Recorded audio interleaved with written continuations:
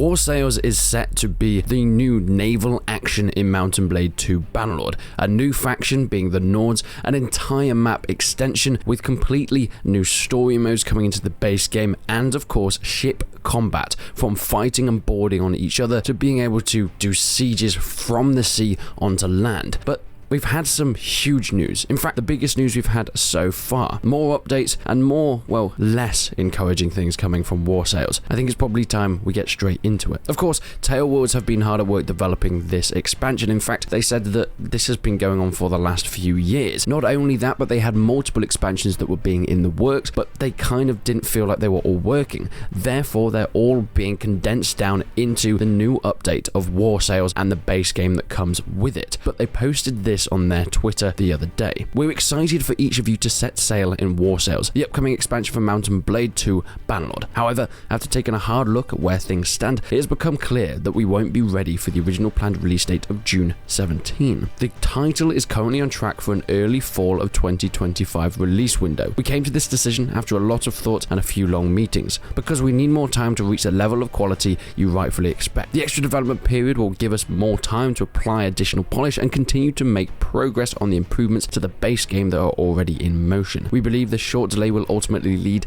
to a better and more enjoyable experience for all players. The team is currently working on a revised timeline, and we're aiming to share a new release date with you in the upcoming weeks. In the meantime, we're excited to keep you updated with regular developer blogs, behind-the-scene glimpses, fresh gameplay footage, and brand new War Sails content as we head into launch from the Tailworlds team. Okay, this is a pretty big blow, but can we all be honest and just say, yeah, it's probably going to happen. Look, this is Tailworlds we're talking about. Delays are pretty much their middle name. I don't think it's the worst thing in the world either. It's just an expansion, and giving it a little bit more time, well, hopefully that is going to improve the quality of it. We all saw what happened with the original launch of Mount and Blade 2 Bannerlord. You see, it came out in March of 2020. However, that came out in early access. It didn't come out in a full game until years later, and because of this early access, it looks like Tailworlds almost rushed to get it into players' hands, because it had already been over 10 years since it was announced, and people were eager and itching and starting to get a little bit angry as well. They needed something more. So when the first iteration of Mount and Blade 2 Bannerlord came out, well,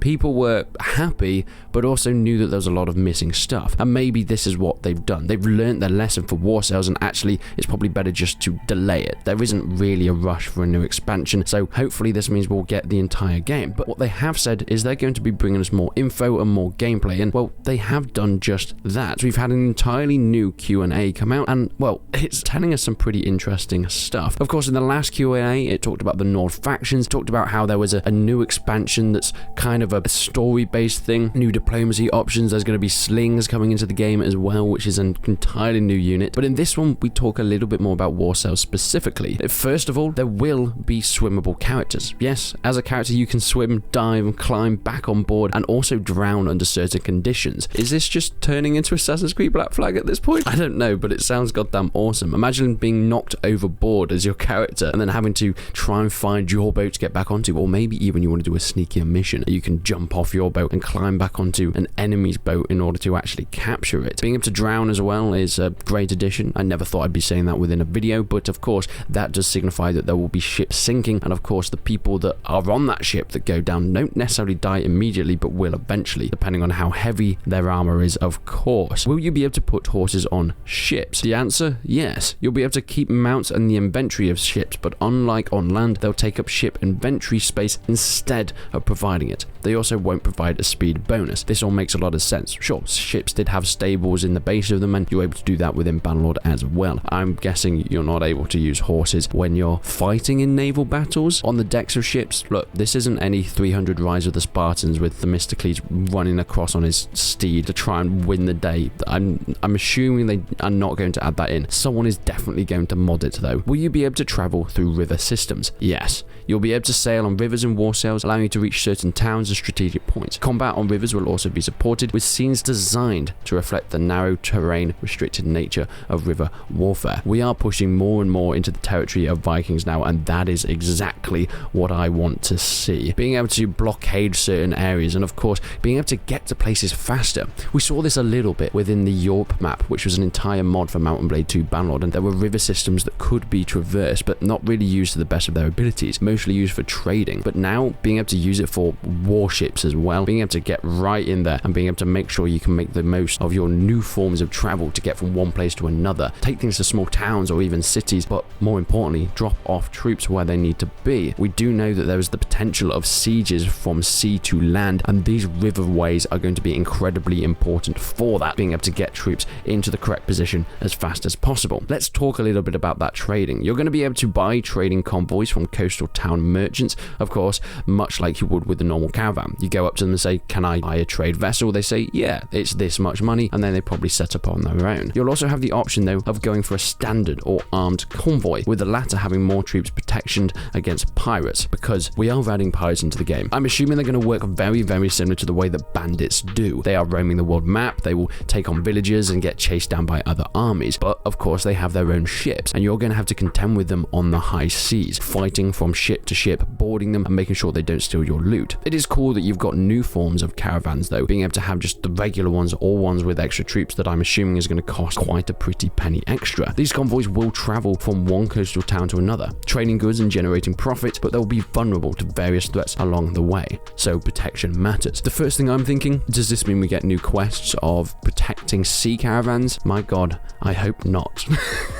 Characters from the new Nord faction will have distinct Scandinavian-inspired accents in campaign conversations, similar to the current unique voiceover content per culture. New voice presets will also be added in character creation, and they will be available to all cultures. Now, I'm very, very excited to that. Well, a little behind the scenes look, I'm recording this video from Norway right now. I'm living in Norway for 6 months, and Scandinavian culture is, well, fast becoming one of my favorites. So you have to do this in Norway, in the Scandinavian towns. I cannot wait. With the Nords being added, will Sturgeon Troops be modified to further be closer to the Vaegirs, avoiding overlap in style? Tailwoods responded, we're making some visual and characteristic tweaks to Sturgia that means they will stand apart from the Nords, but we don't want to make the changes so drastic they feel alien to players who've gotten used to their current design. For example, one of the Sturgeon's cultural bonus, as well as some Nordic-inspired Sturgeon banner icons, will be changed. Likewise, various Nordic items previously used by Sturgeon troops and nobles, like the shield, weapons and armor and helmets, will be redistributed, and new shields will be added. They're trying to create this separation between the new faction and the Sturgeons, which were, well, very close to the Nords from before anyway. But I think this is trying to represent the fact that we are 200 years before the events of Mount and Blade Warband.